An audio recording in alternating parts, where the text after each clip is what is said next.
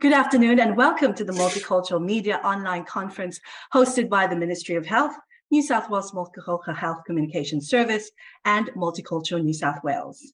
Welcome, I'm your moderator, Jesusa Helaratne, Deputy Director of the New South Wales Multicultural Health Communication Service, and we thank you again for joining us today. I'm so pleased that Dr. Jeremy McAnulty, Executive Director of the Health Protection New South Wales, is with us again today to provide updates on COVID-19, Japanese encephalitis, and other public health matters. But before we get on to your questions, I would like to begin by acknowledging the traditional owners and custodians of the land from where we are all meeting from today.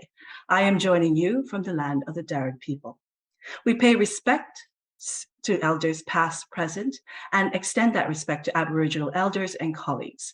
We also like to acknowledge the elders and leaders from all multicultural groups represented in this session today.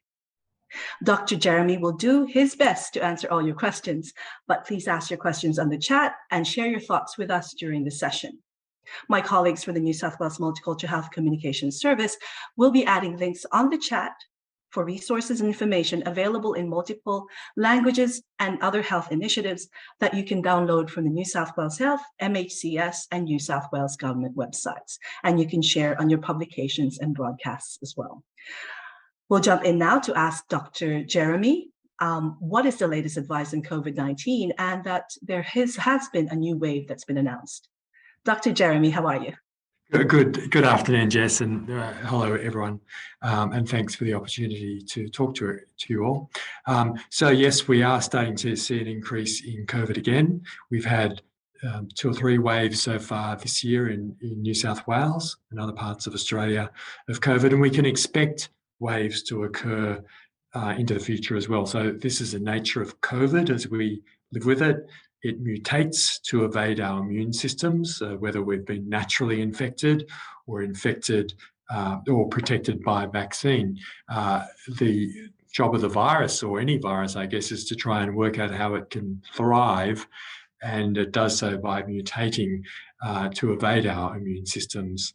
And therefore, that seems to be occurring again. There are different mutations or strains that emerge, and they're better at evading our immune systems, and that's why we get, and so they're more transmissible, or that is more easily spread among people, and so that's what we're starting to see, the emergence of new strains of COVID that can get around our immune systems and be more easily spread among people, and that's when we're starting to see an increase in cases of COVID, and we expect to see that to increase in the coming weeks. How long and how severe that will be, we don't know, but we do know that it appears that the vaccine still protects against serious disease, so we're urging everyone to make sure they're up to date with vaccine. But also reinvigorate those simple messages we learned through the peak of COVID in the past, that things like staying at home if you've got any symptoms at all, if getting tested either by a RAT or a PCR test if you're at risk of severe disease, staying at home until those symptoms clear. But if you do have COVID, ideally, for 5 days, although it's not mandatory, it's a good way of helping prevent, doing your bit to prevent infection in other people. Taking care, if you do have symptoms, of avoiding contact with high-risk people in residential care facilities, such as aged care facilities, or people who are elderly living at home, or who are immune suppressed living at home. Best to keep away from those people until your symptoms are resolved and at least 7 days have gone by. If you're not sure, or in any case, it's a good idea to do a RAT test, even if you don't have symptoms, before visiting vulnerable people in those settings. Thank you so much, Dr. Jeremy. With a question about the new variant, a lot of people may be concerned about how will this affect the way they go about the business right now? Should we be wearing masks?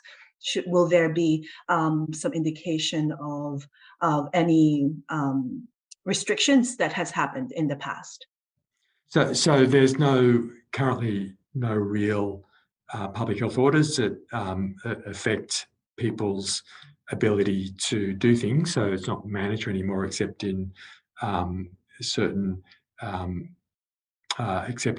for vaccination requirements in certain care facilities, which will last until the end of November.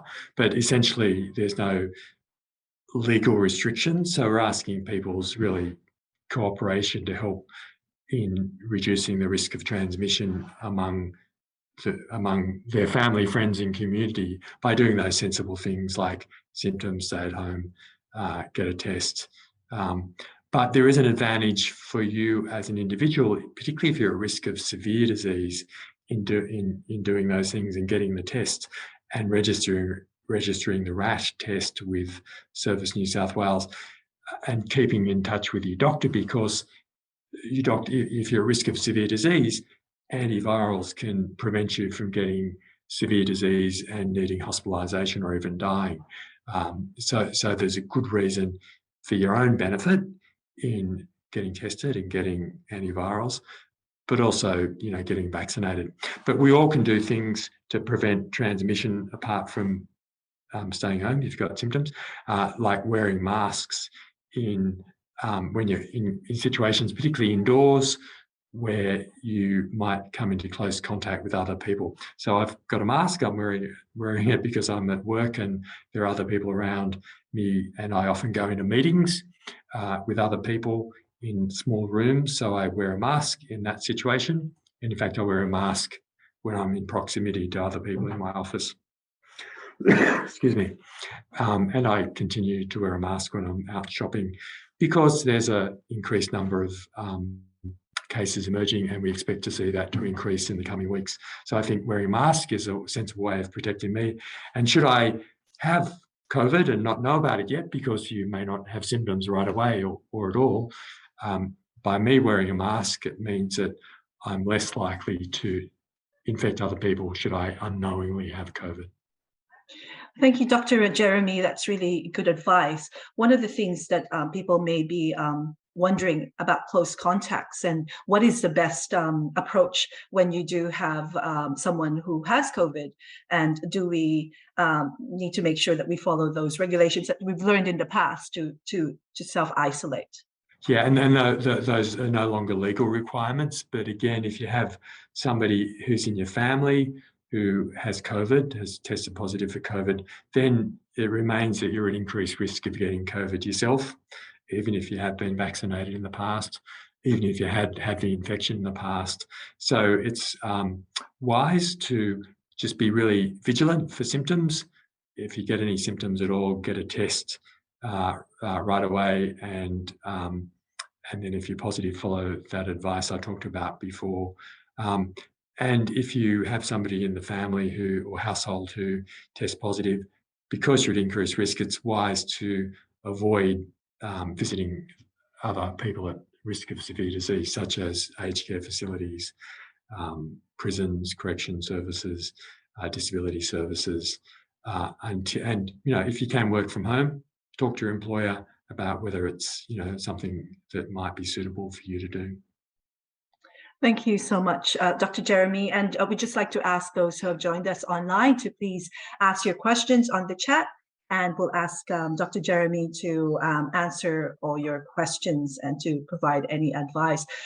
Dr. Jeremy, one of the things that's happening now, because it's leading towards at the end of the year and celebrations, how about traveling, and what which we should be doing when we plan to travel, or when people are trying to visit here to Australia or to New South Wales? Yeah, and I guess we're in that phase where we're, again, learning to live with COVID. We don't have those legal rules anymore. And so, following those sensible things to kind of normalise how we do it. So if you're travelling, if you be vigilant for symptoms. If you've got symptoms, do those things I mentioned before. Best not to get on a plane if you've got symptoms until you know that you don't have COVID.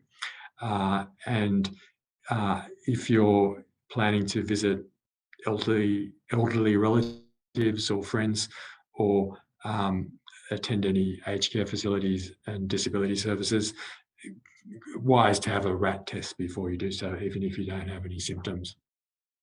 And wise to wear a mask in that setting too, even if you don't have any symptoms, to protect yourself and the other person. Now, if you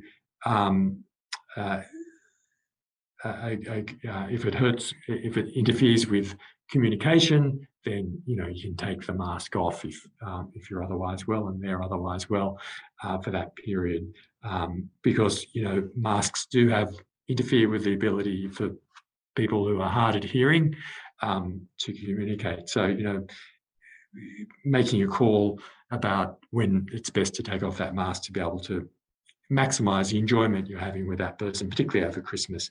But we don't want to, I guess, cause outbreaks by introducing COVID into those sort of settings. And I guess, Dr. Jeremy, one of the things that we've forgotten about wearing masks is that to make sure that we use a mask every day, and how just to remind everyone what's the best thing when people are using masks to make sure that it is effective. Yeah, so masks are best when you're in situations where you can't distance from other people. So I mentioned I wear it around the office when I'm in meetings, particularly when I'm in meetings or when I'm sitting close to another person, or when I'm shopping and I think that I might be at risk of coming into close contact with other people. I'm used to it now. I wear masks routinely, but I don't wear them when I'm outside in the fresh air or when I'm at home. So, it's kind of, masks are known to be effective in blocking, physically blocking an infection passing from one person to another. Yeah. Thank you so much, Dr. Jeremy. And in terms of vaccinations, you said that to make sure that we're up to date with our vaccinations. What are we expecting in the next few months, especially for those who may be immunocompromised? Will there be any chances of another booster being made available? Well, there's nothing on the cards that I'm aware of, but we are very lucky to have experts at the ATAGI and TGA who nationally make these recommendations based on the latest scientific information. So we'll be monitoring that closely and in case there are any changes. But we do know that while we've got a very high percentage of the population having had 2 doses of vaccine, there's still room for people to have their 3rd vaccine, so their booster dose. I think it's around 3/4 of the population, which meaning about a quarter of the population haven't had that 3rd dose. And there's still a number of people who haven't had their 4th dose, and the 4th dose is recommended for people at certain age groups. If you're over 30, you can have a 4th dose. So there's plenty of opportunity for people to get up to date with the vaccine. So we're just urging people to check what they're eligible for. If they're not sure, check on the website and get as many doses as they can in line with those recommendations. While vaccine, particularly if it's more than a few weeks since you've had the vaccine, won't necessarily protect you from getting infection, it protects you from getting severe disease, or it reduces your likelihood of getting severe disease and therefore needing hospitalisation or getting or dying. Dr. Jeremy, we've heard from some people in the community who have had COVID, but they've only had their 2nd dose. Some of them are thinking, well, they don't need it because they've already had COVID. Is that, what would you say to people who think that way? It'd be great if infection did prevent you getting other infections down the track. That's what happens with measles. If you've had real measles infection, then that does give you lifelong protection against getting reinfected. But unfortunately, with COVID, that's not the case. So you can, because of this ability for COVID to mutate and change to evade our immune systems.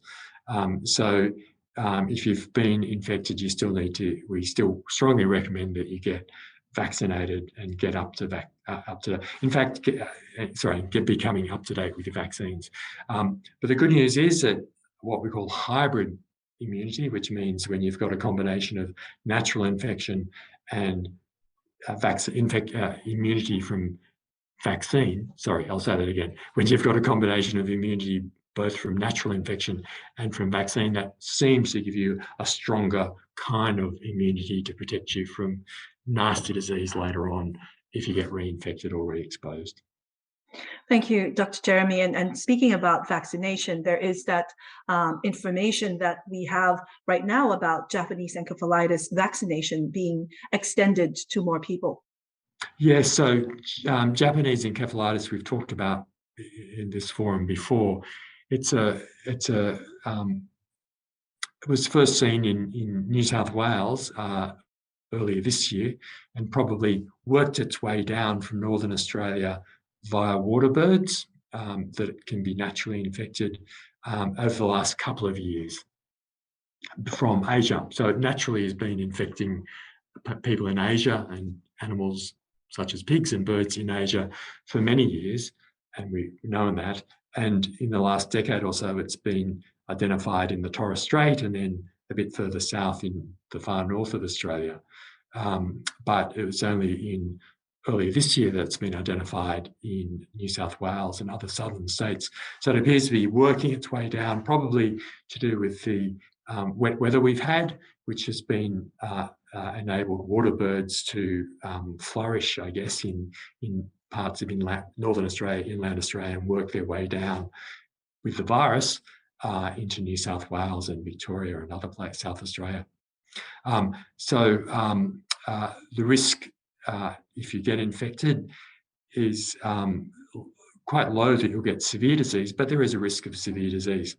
So we've done surveys in Western New South Wales where we've found that 1 in 11 people in the community have been infected unknowingly at some time with Japanese encephalitis.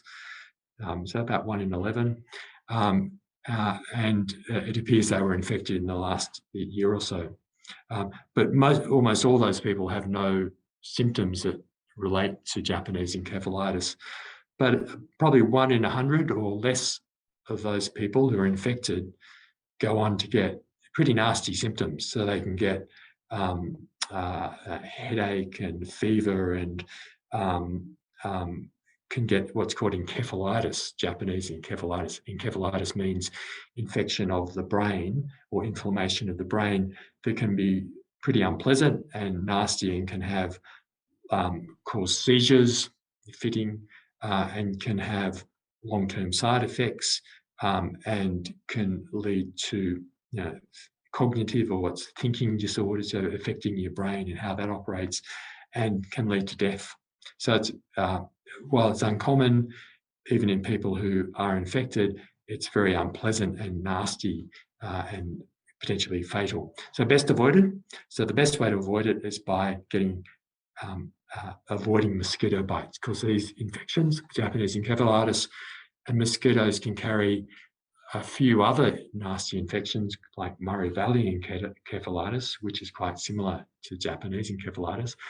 Murray Valley encephalitis has been with us for many decades, and less severe but also unpleasant diseases like Ross River virus and Barmah Forest virus. And they can give you a rash and a fever and joint pain that can last many weeks, but don't tend to be as serious as those other two I mentioned, Japanese encephalitis or Murray Valley encephalitis. So mosquitoes carry these bugs, so avoiding mosquito bites is the key message. And you can do that by simple things like covering up with long sleeves and long pants, wearing shoes and socks, and using insect repellent on exposed areas. And also protecting your house by emptying pots that or rubbish that might be harbouring water or mosquitoes. So, in our backyards, I have little pot plants that might have pools of water in them, or old tyres that might be breeding sites for mosquitoes. So empty all those, keep them empty, and make sure your house has good netting, mosquito wire around it. So in your doors and windows, make sure there's fitted fly screens that don't have holes in them. Mine had holes in them, so we replaced them all last weekend. I live on the outskirts of Sydney, and it helps prevent flies and mosquitoes getting inside, and I don't like flies and mosquitoes inside. And I keep going around and draining out all the little pots that might contain water for mosquitoes to breed in. So I do that regularly, and then if mosquitoes are inside, I can use a knockdown insecticide that you can buy from the grocery store to make sure any mosquitoes are dead.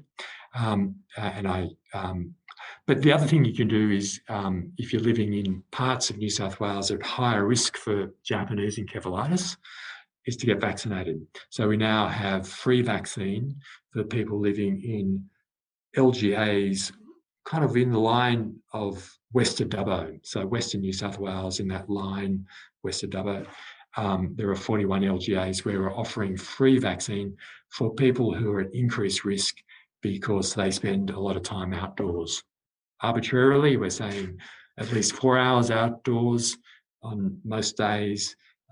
If people of any age over 2 months of age, you can get a free vaccine through your GP. So we're encouraging people to do that.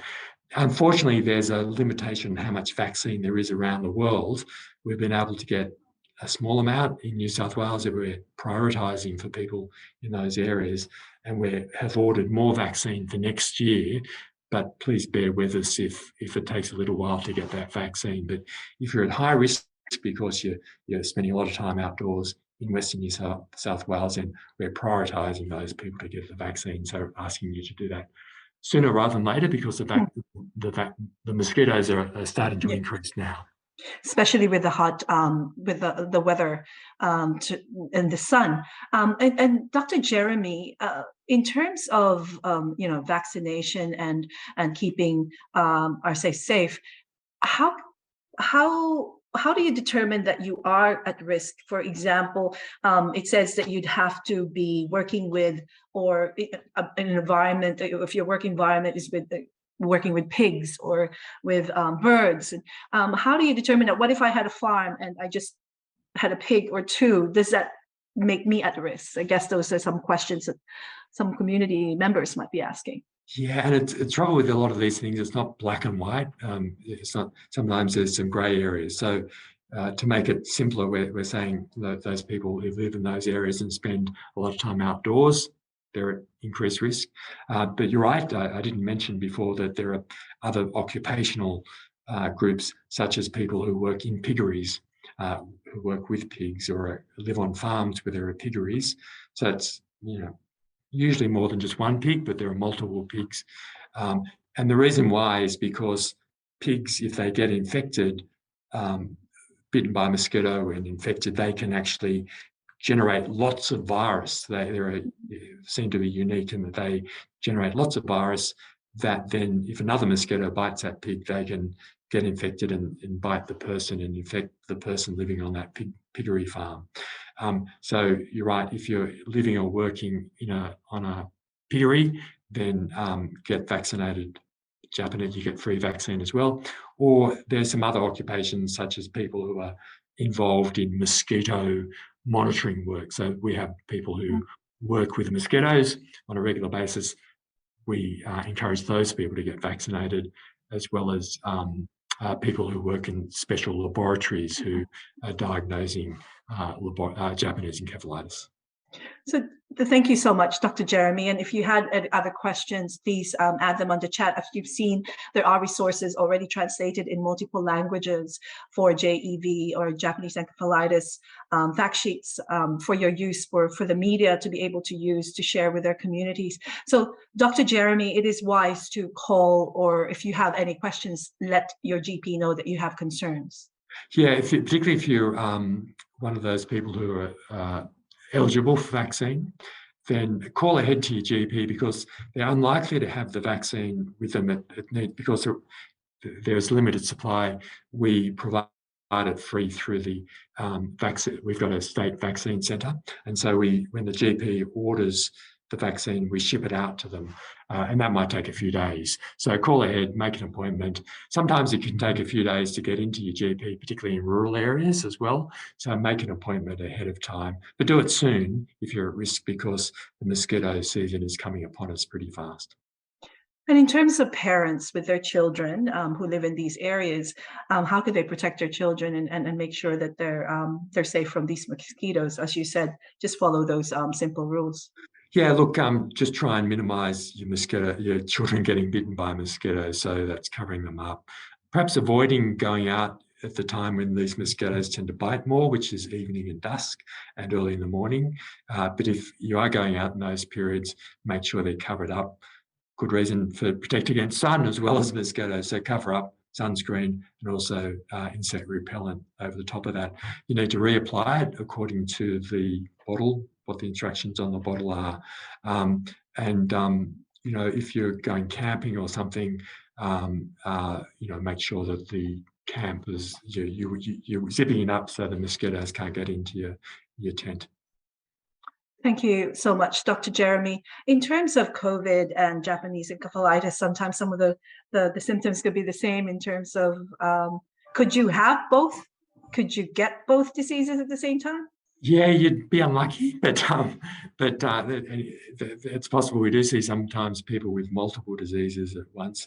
The symptoms are a bit different. So COVID, it's really a respiratory infection. So you get a runny nose, sore throat, cough, a fever, and depending on how bad you get, you can get, pneumonia and other complications. With Japanese encephalitis, it's again, most people don't get any symptoms, but when they do get symptoms, it tends to be a fever. So there's a crossover there, a headache, and then seizures and perhaps neurological complications. So it can be a bit different. And look, if in doubt, if you get those sort of symptoms, get a COVID test. But if you're unwell, contact your doctor without delay. Thank you so much, Dr. Jeremy. Any last words in terms of how we just remind a multicultural media to share this news to their networks, to their communities, and on their publications, and also for the health workers who have joined us today? Yeah, look, we've got to put this in context. We've got to enjoy our Christmas period and holiday periods coming up. So, let's not over worry about it and support each other. And doing those simple things can help, give us a bit of peace of mind. So, me wearing the mask gives me peace of mind and being vaccinated and knowing that my colleagues is going to stay at home if they have symptoms. It makes me feel reassured. But, I know that if I do get symptoms, then I'll keep in touch with my doctor. And if I were at risk of severe disease, I would make sure I got the antivirals. So in my head, I've got a plan for what to do if I do get symptoms that might be COVID. And if I were living in an area that was at high risk for Japanese encephalitis, I would make sure I covered up at all times against mosquitoes and make sure I got a Japanese encephalitis vaccine if I was eligible. So I think it's about planning. That gives us reassurance, and then checking in with my family that if I do have relatives living in some of those areas, I check in that they know what to do as well. The planning and communication and checking in with each other is really important.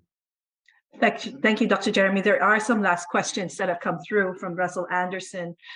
Is there a map that show where the LGAs or JEV has, there is JEV prominent in some local LGAs if there is a map available? Yeah, so on our website, we've got Japanese encephalitis, and I think it's in our recent media release, we've got a map or a link to the map that shows that area. Essentially, it's if you look at New South Wales and you draw a line like this from Dubbo, it gets most of it. And thank you very much, Russell, for that question. And we'll probably add that once we send out the recording of this session, we will send out that media release with a link to the map as well. And for a comment that's come through from Manny Sidara regarding resources in Lao or Thai, we will make just keep that in mind, and we'll keep in touch with you if there are any more resources in language. But for now, Dr. Jeremy, thank you so much for joining us, and thank you for everyone who's joined us today for this session. We want to thank you for continuing to join us. We know that these are some very important updates that we should be sharing with our communities. And we'll see you again next time, Dr. Jeremy. And for everyone, please stay tuned for the next fortnight for our online conference. Same Zoom link, same time, and maybe you should be sending and saving this in your calendars already. And it would be great if you can let us know if there are any other health topics you would like us to feature for your communities. As I said, the recording of this briefing will be available to you through an email and with all the resources and links for your use, but they'll also be available on the New South Wales Multicultural Health Communication Service website. The video is Vimeo link, so you can use them for your publications and broadcasts as well if you needed to use some of the information that Dr. Jeremy had provided you today. Thank you very much for joining us. Take care, stay safe, and we'll see you again next time.